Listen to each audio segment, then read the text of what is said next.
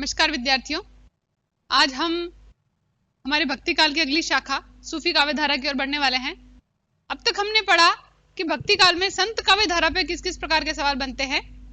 हम प्रतियोगी परीक्षाओं की भी बात करेंगे और साथ साथ स्नातक स्तर के विद्यार्थियों के लिए भी बात करेंगे। अब जो भी पढ़ाया जाएगा आपको खुद को चयन करना पड़ेगा कि इसको आपको अगर व्याख्यात्मक प्रश्न का उत्तर बनाना है तो किस प्रकार बनाना है, और यदि वस्तुनिष्ठ प्रश्न का उत्तर खोजना है तो किस प्रकार खोजना है। आगे चलते हैं सूफी काव्य धारा की ओर। अब हम इससे संबंधित प्रश्न की बात करते हैं कि हम जब संत काव्य धारा की बात कर रहे थे तो उनका मूल विषय था ज्ञान। कई बार परीक्षाओं में मूल विषय पूछा जाता है। उद्देश्य दोनों का एक है। अगर उद्देश्य की बात कर रहे हैं हम तो दोनों का एक ही है, वो है भक्ति। अब उस भक्ति को करने के लिए साधन क्या अपनाया है वो है उनका मूल विषय।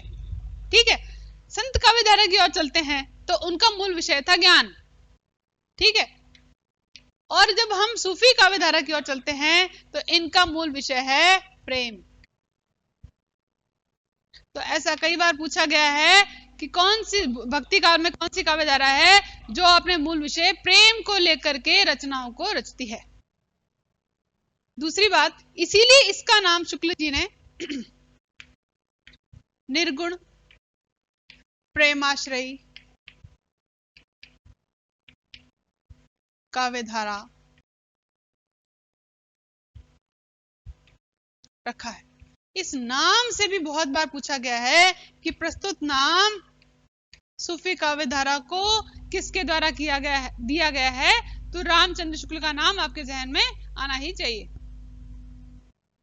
अगली बात कि ये इन्होंने प्रेम को माध्यम बनाया भक्ति का, और इन्होंने कुछ ऐसे शब्द दिए जिन शब्दों को लेकर के बहुत बार परीक्षाओं में प्रश्न पूछे गए हैं। सामान्यतः छोटे स्तर की यानी रीट वगैरह की परीक्षाओं में भी है और नेट में भी पूछे गए हैं, तो इन दोनों की ही चर्चा हम करते हैं।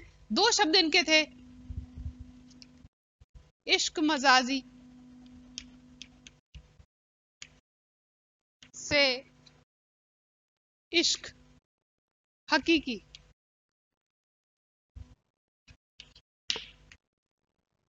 दोनों शब्द सूफियत से जुड़े हुए हैं और दोनों ही शब्द फारसी भाषा के हैं। इसलिए कई बार इन टर्म्स को यानी इन शब्दों को देकर के भी पूछा गया है कि इस शब्द का मतलब क्या है।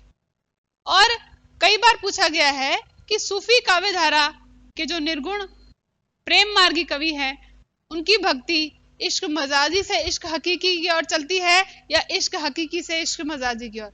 जब आप इन शब्दों का अर्थ समझेंगे तो बड़ी ही आसानी से आप बता पाएंगे कि सूफी काव्य धारा किस दिशा में चल रही है। इश्क मजाजी का मतलब है लौकिक प्रेम,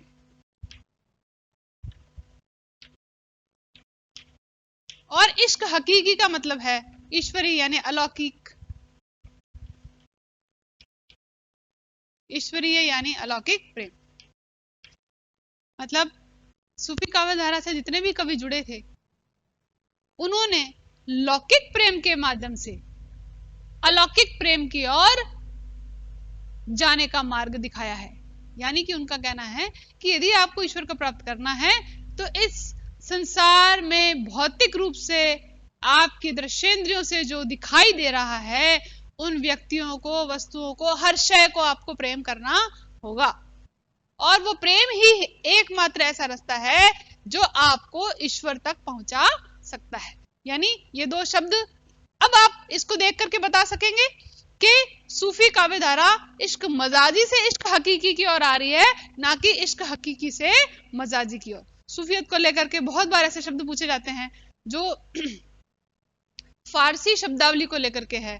तो सूफी धर्म और इसका दर्शन यदि आपको समझ आएगा तो आप बड़ी आसानी से उनकी लिखी हुई रचनाओं को पढ़ करके समझ सकते हैं। यहाँ पर हमारा उद्देश्य उन रचनाओं के रचयिताओं का नाम याद करना, उनकी रचनाओं के नाम याद करना, और उसमें क्या कंटेंट है यानी उसका वर्ण विषय क्या है, उसके नायक नायिका का नाम क्या है, किसमें दोहरी प्रेम कथा चल रही है, किसमें एकल प्रेम कथा चलती है, किसमें नायक की मृत्यु हो जाती है। इस प्रकार के सवाल बहुत बार परीक्षाओं में पूछे गए हैं, तो उनकी ओर भी हमको बहुत ज्यादा ध्यान देने की आवश्यकता होगी। आगे बढ़ते हैं। सूफी शब्द की उत्पत्ति, इस पर भी बड़ा छोटा दोनों ही प्रकार के सवाल है। ये सूफी शब्द आया कहां से?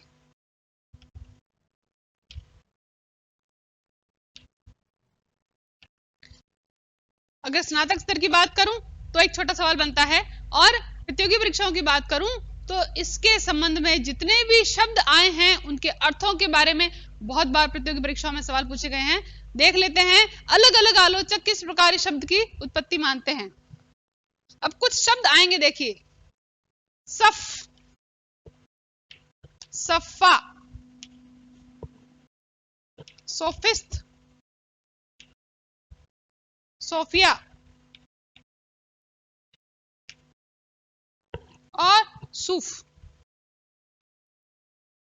यानी सूफी धर्म को मानने वालों ने इस सूफी शब्द कहां से आया इसके बारे में चर्चा करी है, और इसके साथ में बताया है किसी ने माना है सफ से, सफा से, सफिस्ट से, सोफिया से या सूफ से। अब इन शब्दों के अर्थ यदि आपको मालूम होंगे तो बहुत बार परीक्षा में ऐसा पूछा जाता है, ज्ञान निम्नलिखित में से किस शब्द का अर्थ है, या निम्नलिखित में से सोफिया शब्द का क्या अर्थ है, सूफ शब्द का क्या अर्थ है, सोफिस्ट शब्द का क्या अर्थ है। तो ऐसे शब्दों के अर्थ बहुत बार परीक्षा में पूछे गए हैं, तो बड़ी ही सावधानी से, क्योंकि बहुत बहुत मिलते जुलते, सब, सफा, सोफिस्ट, सोफिया, सूफ बहुत ज्यादा मिलते जुलते और रायम करते हुए यानी तुकबंदी वाले शब्द हैं, तो हम कई बार इसमें गलती करते हैं। तो थोड़ा गौर से इनका अर्थ देखिएगा आप।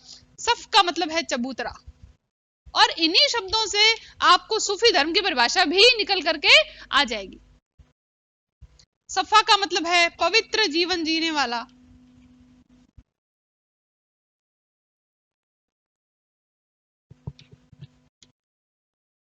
पीर या साधु या पवित्र आत्मा, कुछ भी। सोफिस्ट का मतलब है ज्ञानी, यानी जिसे ज्ञान प्राप्त हो चुका है, और सोफिया का मतलब है ज्ञान। अब सोफिया और सोफिस्ट मिले जुले हैं आपस में। जिसे सोफिया प्राप्त है वो क्या कहलाता है, ऐसा सवाल भी पूछा गया है। जिस व्यक्ति को सोफिया प्राप्त है वह क्या कहलाएगा, तो आपके पास उत्तर होना चाहिए सोफिस्ट। सूफ, ऊन, कौन सी ऊन? सफेद ऊन, और साथ में सुफ्फा, सुफ्फा का मतलब है विशेष प्रकार का भक्त, यानी भक्त विशेष, कोई एक भक्त का नाम, उसका नाम सुफ्फा। तो इतने शब्दों को आपको याद करना पड़ेगा। अब इन्हीं शब्दों से ऐसा माना जाता है कि सूफी धर्म के अंदर सफेद ऊन का लबादा पहनने वाले तथा पवित्र जीवन जीने वाले भक्त विशेष जो चबूतरे पे बैठकर ज्ञान की बात करते थे वे सूफी कहलाए। यानी यदि इन सभी शब्दों का अर्थ आपको पता है तो आप सूफी धर्म की परिभाषा बना सकते हैं और ये पता कर सकते हैं सूफी कौन कहलाते हैं। यानी ऐसे ही पवित्र जीवन जीने वाले साधु जो सफेद ऊन का लबादा पहनते हैं, ज्ञानी हैं और चबूतरे विशेष पर बैठ करके ज्ञान की चर्चा करते हैं, भक्ति की चर्चा करते हैं, अपने संदेशों का प्रसार करते हैं, वे क्या कहलाए? सूफी कहलाए। तो इस प्रकार कभी कभी शब्दों को लेकर हम, क्योंकि भक्ति काल वस्तुनिष्ठ तरीके से पढ़ रहे हैं, तो वस्तुनिष्ठता में इन चीजों को आपको याद करना पड़ेगा, रटना पड़ेगा एक तरीके से, मान लीजिए। तो यदि अर्थ समझ करके उसको रटेंगे तो आपको बड़ी आसानी से, मैंने इसकी परिभाषा जब पढ़ी तो इनको मिला करके एक परिभाषा बन रही थी, इसलिए मैंने उसी क्रम में आपके सामने इसको प्रस्तुत किया ताकि इस ट्रिक से आप उस चीज को याद कर सकें। आगे बढ़ते हैं। अब भारत की बात करते हैं कि भारत में कितने प्रकार के सूफी धर्म आए, सूफी धर्म की कोटियां क्या है। बहुत बार पूछा गया सवाल है ये, सूफी धर्म की कोटियां। सूफी धर्म शरा और बेशरा, यानी शरा वो लोग थे जो सनातनी थे, सनातन धर्म को मानने वाले थे, ठीक है, और बेशरा वो थे जो मस्त मौला, यानी हम कहें फक्कड़ फकीर जो थे उनको बेशरा कहा जाता था। वे इस कोटि के थे, बेशरा कोटि के थे। तो भारत के अंदर जो आने वाला था, भारतीय जितना भी सूफी धर्म है वो इस कोटि का है। अब ये प्रश्न बनता है कि भारत में आने वाला सूफी धर्म जो है वो किस कोटि का है, तो आपके पास उत्तर भी है। अगला सवाल बनता है कि इस बेशरा कोटि में से भी कितने ऐसे संप्रदाय हैं जिन्होंने भारत में अपने धर्म का या अपने मत का प्रचार किया। अब शरा को यहां से हटा देते हैं और बेशरा को ही लेकर के चलते हैं। तो बेशरा की कौन कौन से संप्रदाय, कोटियों के साथ संप्रदाय की बात आ रही है। यहाँ पे कोटि हमें पता चली कि बेशरा कोटि के सूफी जो है वो भारत में आए और उन्होंने अपने धर्म का प्रचार और प्रसार किया। तो कई बार सवाल ये आता है कि बेशरा कोटि के कौन कौन से संप्रदाय आए और उन संप्रदायों में से कौन कौन से ऐसे हैं जो भारत में आए, तो उनकी चर्चा करते हैं हम। पहले थे जिन्होंने 13वीं सदी में भारत के अंदर अपने धर्म का प्रचार किया, अपने मत का प्रसार किया, वो थे चिश्ती। और हम जानते भी हैं कि ख्वाजा मोइनुद्दीन चिश्ती का नाम आपने सुना भी है, और हम जानते हैं कि अजमेर में इनके नाम से दरगाह भी है। तो चिश्ती संप्रदाय था और इसकी 7वीं पीढ़ी में हुए। ये सवाल बहुत बार पूछा गया है कि चिश्ती संप्रदाय की कौन सी पीढ़ी में ख्वाजा इनकी उपाधि होती थी, नाम नहीं, मोइनुद्दीन चिश्ती कौन सी पीढ़ी के थे, 7वीं पीढ़ी के थे। इस तरह का सवाल बना है तो आपको याद होना चाहिए। दूसरी बात, निम्न में से कौन सी ऐसा संप्रदाय जो संगीत प्रधान था। वैसे मैं आपको बता दूं कि इस्लाम के अंदर संगीत और नृत्य की वर्जना होती है, यानी उसकी मनाही होती है। तो यहाँ पर लेकिन ये जो चिश्ती संप्रदाय था ये संगीत प्रधान था, इसलिए विशेष है, यानी इसके अंदर संगीत की प्रधानता थी। और 12वीं सदी से भारत में आए और 14वीं सदी तक इन्होंने बहुत भरपूर रूप से अपने मत का प्रचार और प्रसार किया। अगला जो संप्रदाय आ रहा है वह था कादरी। कई बार पूछा गया है कि कादरी संप्रदाय के प्रवर्तक कौन हैं, इसके प्रसारक कौन हैं, तो आपको आना चाहिए। पहला नाम है अब्दुल, थोड़ा लंबा नाम है, अब्दुल कादिर जिलानी।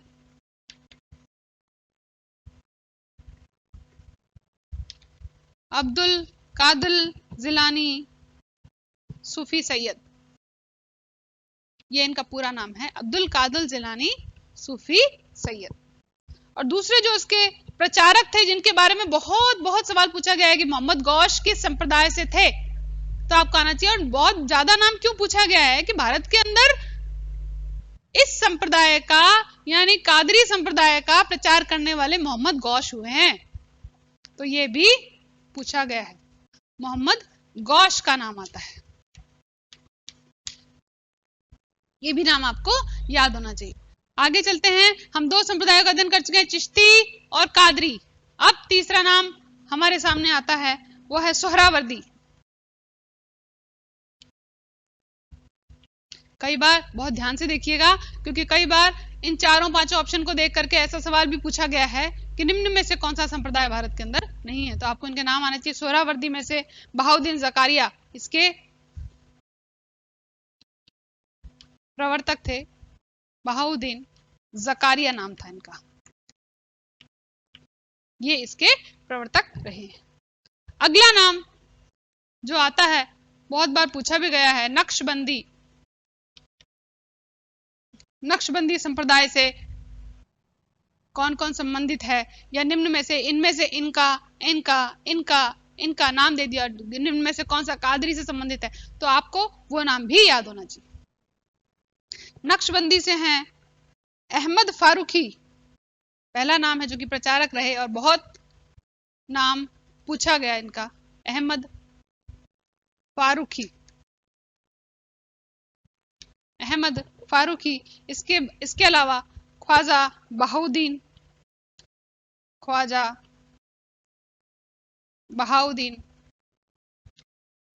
देखो एक सा नाम है, ये बहाउद्दीन जकारिया है, वो ख्वाजा बहाउद्दीन है, तो आप एक दोनों को मिलाइएगा नहीं, तीसरा नाम बहुत बार पूछा जाता है, राबिया नामक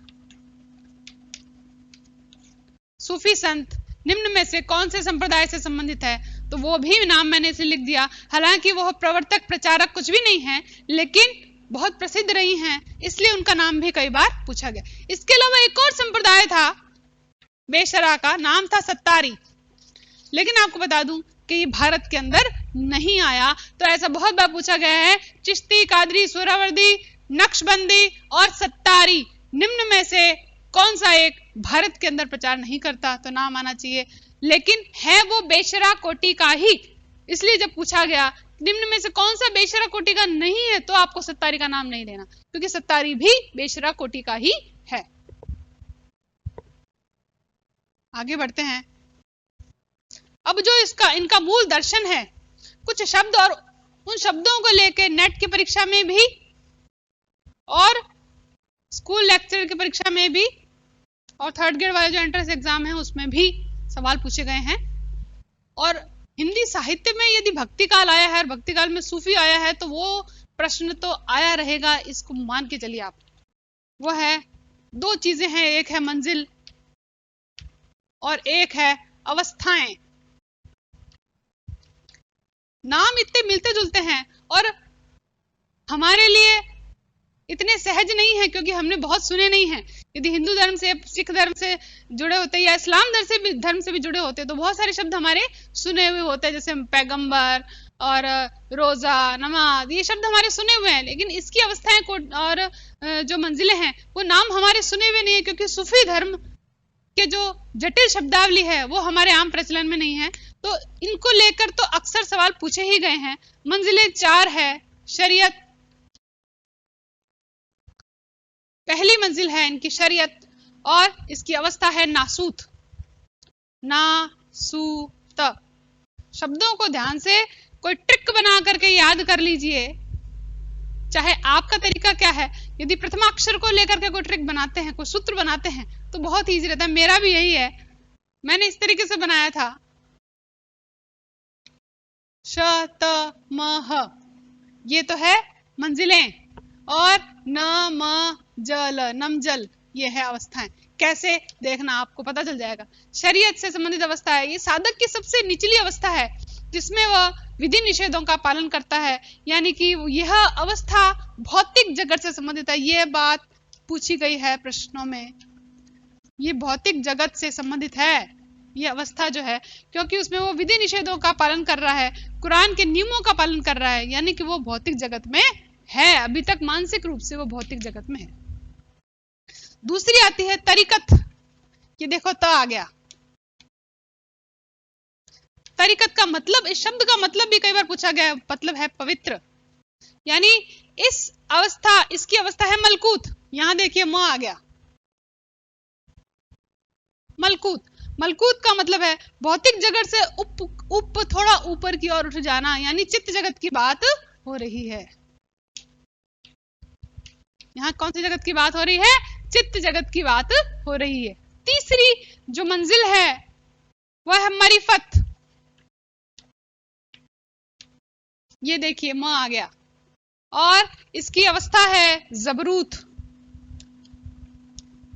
यहां पर देख सकते हैं आप, ये ज आ गया। ये जबरूत जो है, इसमें मार्ग की समस्त बाधाएं जो है वो साधक के सामने से हट जाती है, और वो परमात्मा, उसके अंदर परमात्मा में मिलने की सामर्थ्य पैदा हो जाती है। यानी अब वो चित्त जगत से हट करके कहां चला गया? आनंदमय जगत में। ये अवस्था किससे संबंधित है? इन अवस्थाओं को लेकर, इन भौतिक जगत, चित्त जगत, आनंदमय जगत आदि को लेकर के भी प्रश्न पूछे गए हैं, इसलिए मैं उनको साथ साथ ब्रैकेट में लिखती जा रही हूं ताकि आप नोट करें। चौथा है हकीकत। ये देखिए हाँ आ गया, और यहां पर आती है लाहूत, यानी अनहलक की स्थिति है। ये पूछा गया है निम्न में से अनहलक, यानी अहम ब्रह्मास्मि, मैं ही ब्रह्म हूं, ये अनहलक की अवस्था कौन सी है? तो लाहूत अवस्था है, यानी इसके अंदर वह कौन से जगत में आ गया? ब्रह्म जगत में, यानी सत्य जगत में। और इन चारों अवस्थाओं और चारों मंजिलों का वर्णन जायसी के पद्मावत में देखने को मिलता है। इन सभी मंजिलों और अवस्थाओं को वर्णन पहुंचा देता है वो, और यही जो अंतिम अवस्था है यही मुक्तावस्था कहलाती है। तो हमारे सामने है 4 मंजिलें और उनसे जुड़ी 4 अवस्थाएं, और उन अवस्थाओं में साधक किस किस जगत से होकर के गुजरता है, और अंत में वह जो उसके मुक्ति का सवाल है यहाँ पर वह मुक्त हो जाता है। और ये अनहलक की स्थिति, यानी अहम ब्रह्मास्मि, अनहलक शब्द का अर्थ है, आपको पता होना चाहिए, तो ये लाहूत की अवस्था है जो उसको अनहलक में पहुंचा देती है।